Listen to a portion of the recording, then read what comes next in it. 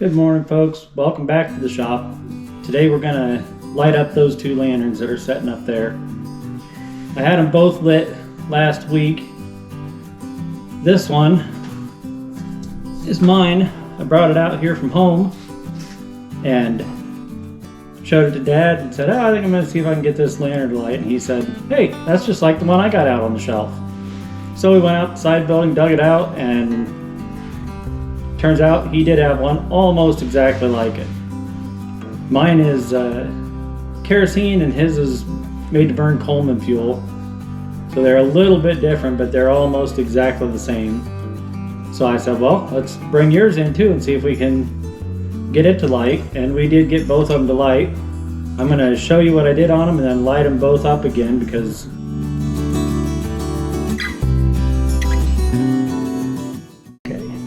this one's mine, and it's the one that's made to burn kerosene. We'll get in there, you can see it's got a primer cup to preheat the generator so that it's hot enough to vaporize the kerosene when you light it. Also, these lanterns have no pump on them. You have to use an external pump. Let's see, maybe I can set the camera down here and point it down there so that I can show you. We've got one of the pumps here, but we've never rebuilt it. But basically you would crack open this top part of the cap and then you'd have to have an external pump, put it in there, pump your pressure in like you would with a normal lantern, and it's got a check ball in there, so then you would take the pump off, close that cap, and have your pressure in there. I built a pressure regulator so that we can just replace the cap with a cap like that. They call them an Amish style fuel cap because the Amish people use a bicycle pump to pump up their lanterns.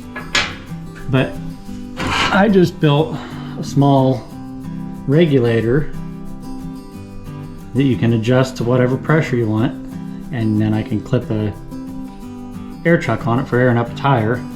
So on these I've just put the new caps on there and saved the old caps, and maybe someday I'll rebuild this pump and get it working and use the old caps on them. But for trying it out and getting them going, it's very convenient just to throw one of these caps on there and pressurize it.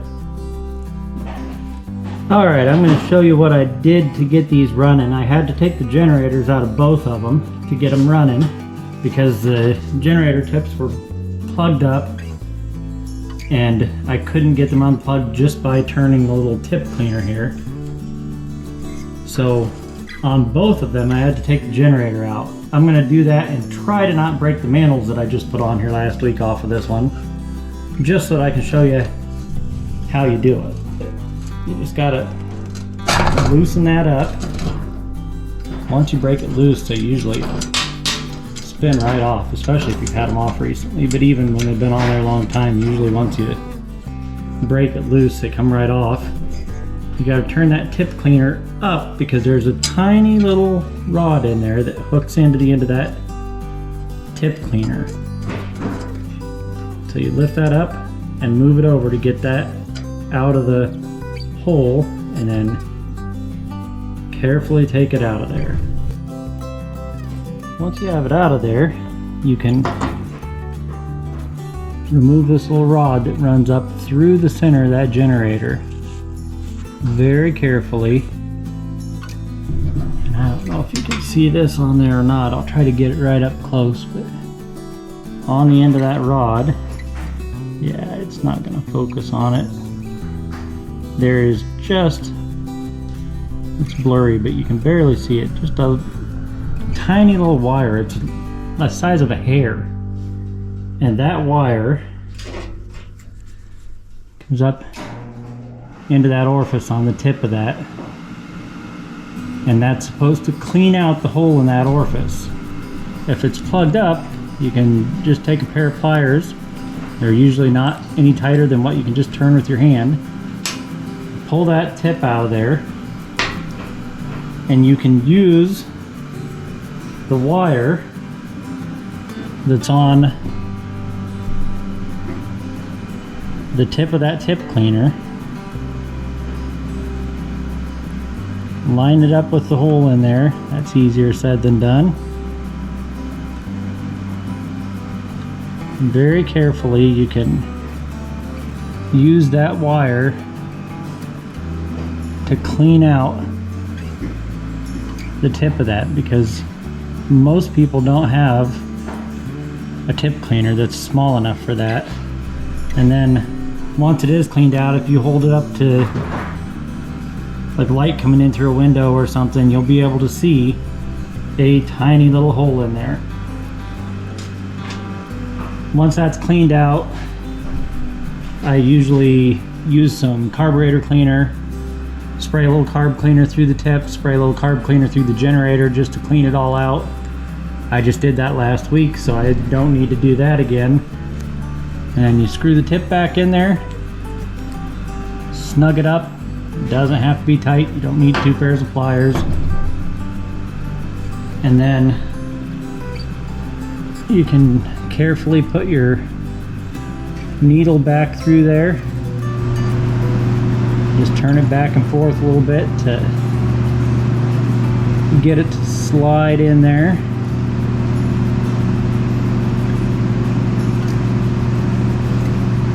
If you're meeting any resistance, then it means it's probably hung up on some of the packing that's inside of there, and you're going to want to pull it back out because you don't want to break that little wire that's on the tip of there. And then you put it back in.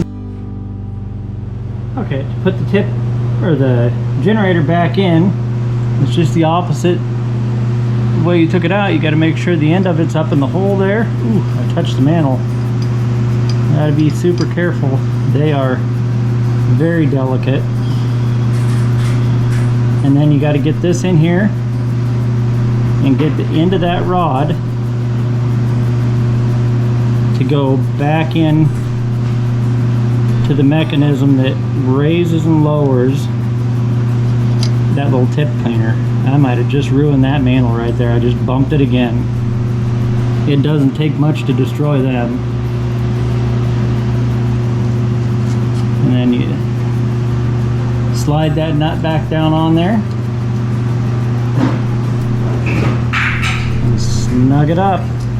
Make sure you don't have the threads crossed, and you can turn that down to get it out of the way now. As long as the threads are straight, you can just snug it right back up, and we'll be good to try to light this and see if I ruined that mantle when I bumped it. I may end up having to replace that now.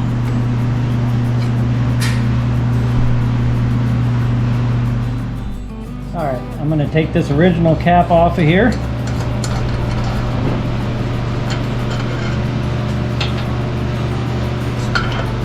Put this one that I bought on.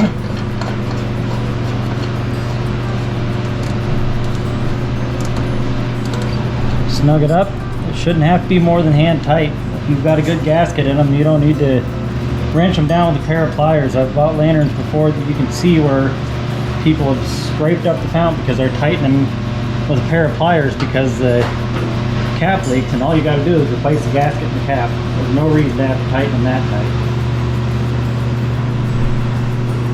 Now, I'm gonna light the kerosene one first. Okay, let's light this one up here. This one you have to put a little bit of alcohol in this cup to preheat the generator so that it's hot enough to vaporize the kerosene. The other one starts on Coleman fuel, so you don't have to preheat it.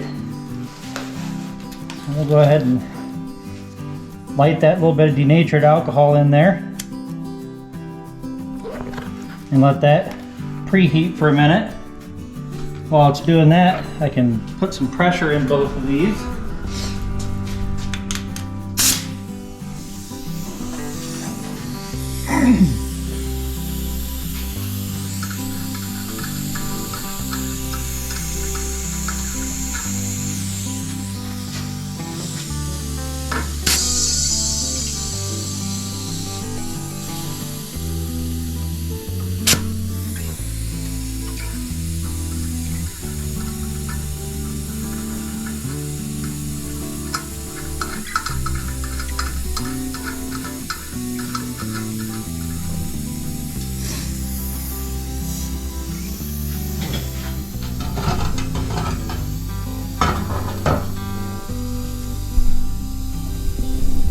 pressure in that one too while that first one's heating up.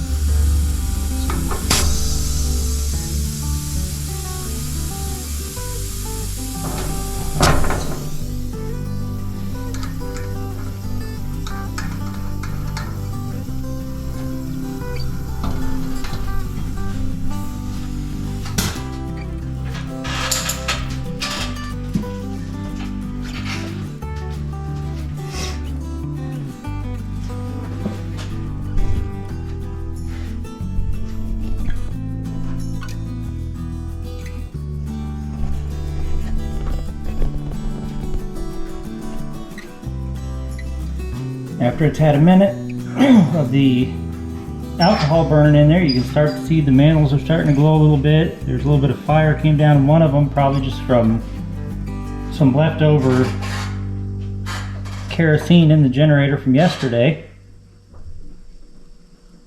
We'll give it just a few more seconds and I'll open the valve up and see if it'll start.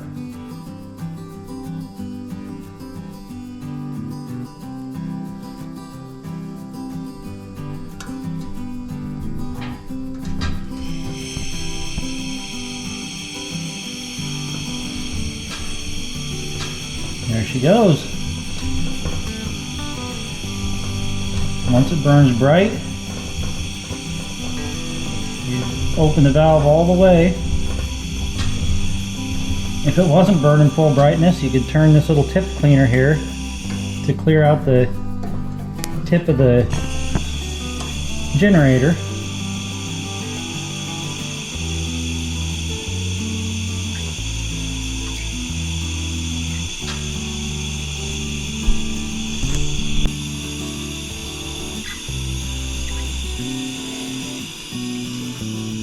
Move that a little bit.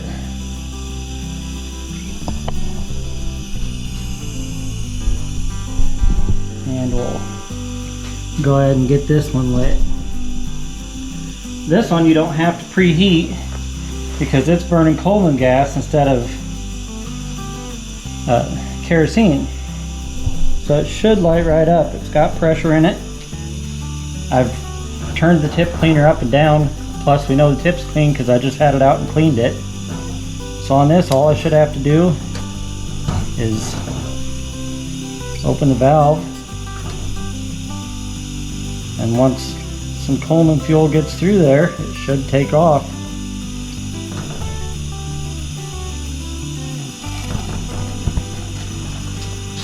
It might flare up a little bit as it's trying to get heated up here.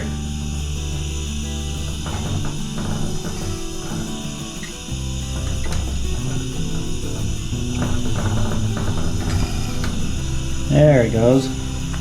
Sometimes you got to work that tip cleaner up and down a few times before the stuff will actually light and stay burning.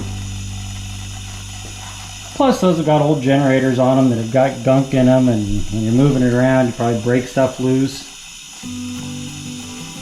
Like I said, they've been setting for decades probably since the last time they were used. And once it burns bright, that mantle that I poked with my thumb seems like it's holding together. Hasn't blown apart yet. But once they get going, sometimes you can, there you go. Work that a couple more times and it'll get to its full brightness.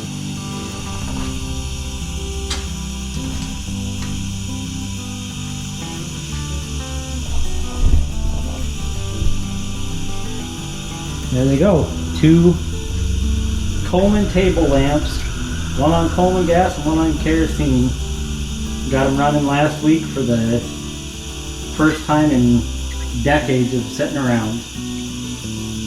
Now I need to find lampshades for them. I don't know for sure what these would have had because neither one of them has any of the parts up here where the shades would have clipped on, so I'm going to have to do some research and figure out exactly what shades these would have had and try to find some shades for them now.